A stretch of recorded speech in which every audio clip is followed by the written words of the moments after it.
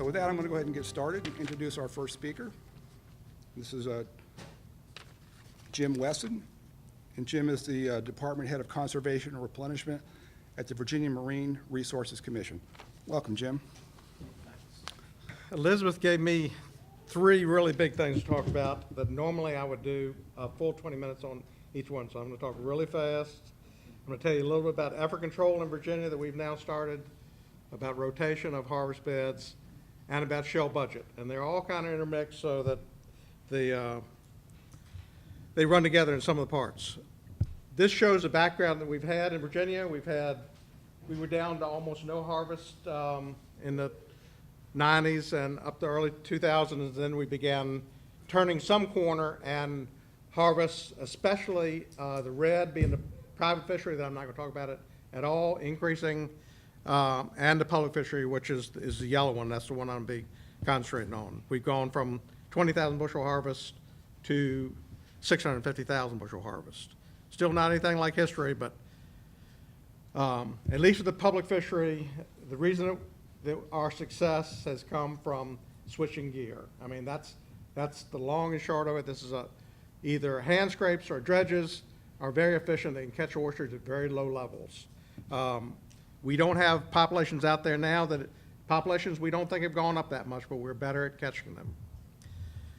With that great big rise in harvest, we had a big rise in the fishery. If we'd been smart, we would have limited the fishery when we came with this gear type, but we did not.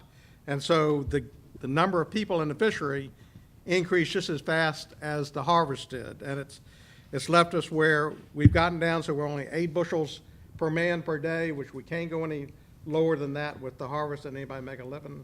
So we had to start looking at effort control, controlling the size of the industry. Just in the past 3 years, this is how much the fishery has grown, and we're down at the 20,000. I mean, we're down at 100 people working. And so we had to come up with some way of dealing with that. Our all gear user fee lets you do any kind of gear, and so the main jump that we've seen in numbers has been into the hand scrapes. We also see a really big increase in dredges and patent dongs. Now, this is just a picture to remind you what an unharvested bottom looks like. And this is one of the big issues in effort control, is that oysters are in the bottom. They are, can't see very well in here, but they kind of look like a natural reef. And you run these dredges through it, and it basically tears that natural reef all to pieces. And you take out the oysters you want, and you put those back. And I work closely with VIMS and Roger Mann, and we do stock assessment with patent dong, which is a quantitative stock assessment. We've been doing that since 1993. So we monitor all the beds, and one thing that we have seen is that I'm going to run through just a couple of examples. We're after the green there. That's the market oyster, and you can see we're starting out with a very low number of oysters per meter in markets. But the take-home message is, in order to have a 2-month season at this location last year, the blue is what happened to the spat set by this gear type. And that's all because of too much effort. This is same picture in Tangier Sound using a dredge. Again, in order to catch that little bit of green, you do this big amount of damage to the coming year's oysters.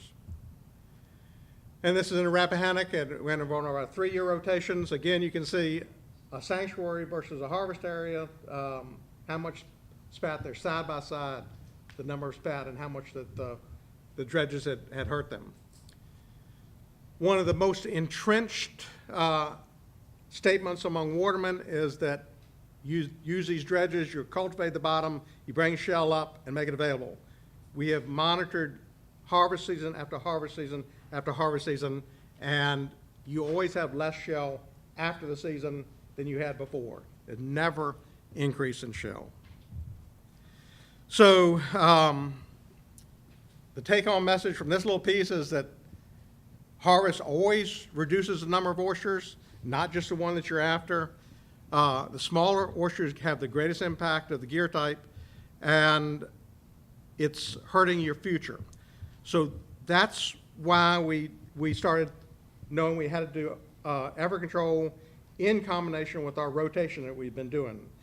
we began our first efforts at effort control was to actually look at the number of days, because talking to the watermen, the one thing that they're always concerned with is all these people jumped in the fishery, they're part-timers, and we'd like to get them out of the fishery and just have a full-time in there. And so we looked at the numbers, and you see how many of the people, you see 409 of them that of the 900 didn't have any harvest at all. And 190 of them had less than 20 days. And so last year we thought, well, this won't be that hard. We'll take those out of the fishery. And actually we got consensus somewhat with some of the watermen, but we got enough to move forward with our commission. And we had passed a program to take out anybody that had less than 20 days in dredges or handscrapes. And we got that through the commission, became law, and before the season stopped, we found that the mistake that we made was that not allowing watermen to transfer between the two gear types. And they went to the General Assembly people, and they told our commission to rescind that immediately, and we did that, and we were left with nothing at the end of it. And we were going to be cold turkey and go from 1,100 to 541 in 1 year, and actually really have a dramatic impact on the effort, but we lost that whole year because it was rescinded. In July of 2014, we actually put a control date in, and it said in our regulation that if you hadn't gotten your license before July 1st, 2014, that you would not be considered in the fishery. So this year we went back and we tried to use a control date. Could not get consensus amongst the watermen because they always knew somebody that was going to be impacted by this, so they did not want to impact those new people that had gotten into the fishery. So that wasn't going anywhere. So the final thing that we ended up was kind of a last-ditch start. Last February, when we started talking about effort control this past February, we got the commission to put a freeze on all new user fees and say that wasn't going to be any more after that. And so we thought, well, let's go ahead and run with that. If we can't get anything else, let's build a effort control strategy around that, and that's what we did. We have 1,124 people that have gotten into the fishery. As long as they keep on purchasing their user fee, they can stay in the fishery. If they ever don't purchase it, they'll be out of the fishery. And we're not going to sell any more new ones until we reach 600. 600 still may be high, but it'll take us a while to get there to find out what that'll be. Within the fishery, the only way you can transfer if you're in now is if you can transfer amongst your family, or you can transfer if you have more than 40 days of harvest. And that was to make sure that nobody would be able to transfer licenses that are those zeros or those 20 days or something.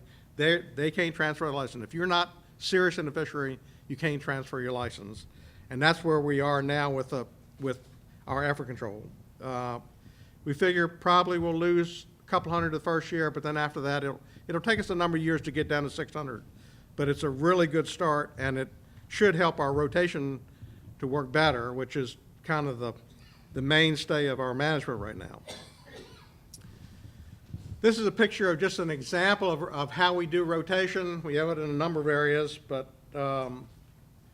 this is the Rappahannock. That landmark right there is the Rappahannock River Bridge.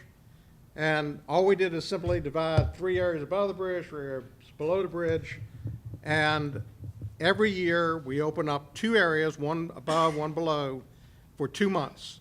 And we have a very controlled fishery in that, 8 bushels per man, 2 o'clock, all those things. And that's all that's the only thing that'll be harvested. So 2 months of harvest out of every 36, so 34 months that the area sets. The only important thing to look at here, it's a busy slide, but it's just showing that there are addition processes to the shell bed, and there are things that take them away. The blue are the addition, and the red is the loss. What you see when you go ahead and put new shells is that you put nice clean shells out, they get settlement, and it doesn't make a difference actually whether you use shell or you use concrete. It's all the same. For harvest areas, you can only harvest the shell, but for the sanctuaries, the shell budget works the same for a sanctuary as it does for the harvest areas. And you can see that we get spat set, but we have mortality, and we don't, because disease and other things truncate the size of the oyster. We're planting big shells, and then you're getting spat set, and only a very small percentage of the oysters get back to make a shell the size of the shells that we put over for restoration. So it means that you're always running a negative shell budget. It's like your bank account that you're not getting enough interest to make your principal back. And shells are always, they dissolve, boring sponges and other animals eat them up, and they get sediment over them, and creatures cover over the sites that would be available for spat to attach to. And this just shows that that's biological degradation, that where the boring sponges actually eat the shells up. And starting from the left, you can see a whole oyster or a big shell. They end up being the fragments that are on the right. And those fragments on the right are not as good as what you started with. And it doesn't make a difference whether you're talking about concrete or shell. It's always the same, that once concrete gets covered with shell, the shell budget starts right there. So the worry that we have for both Maryland and Virginia is that should we stop replenishment, and even if you don't have fisher mortality, that the shell budget issue becomes greater and greater because the shells disappear. And if you're not putting shells back, the beds in Virginia and our salinity, most areas have a half-life of shell of about 4 years. The lower the salinity, the longer that half-life is, but it still is not, even in Maryland, you're probably talking about 7 or 8 years. And the system does fail if you're not replenishing. And the reality is that when you're talking about even sanctuaries, the system fails in this situation, because in sanctuaries in the bay, most of our areas, we will not replace shells. And so shells, unless you're going to go in and add shells to sanctuaries, they will not maintain themselves either. And then where do shells come from? There's not enough shells. We don't harvest enough shells to put shells back from house shells, even though we're shucking say we're shucking 500,000 out of the 650,000 we do in Virginia, plus we import, we don't make enough, because our aquaculture industry needs the shells also, and private grounds need shell, and so there's not enough shell. So the shell that Maryland and Virginia have relied upon the most have been dredged fossil shells. And this is a picture of that operation that used to work in Maryland and now works in Virginia, used to work in both states. Well, this is the only piece of equipment like it in the world. There's probably some in the world, but there's only one in the United States, and nobody's going to come build another one.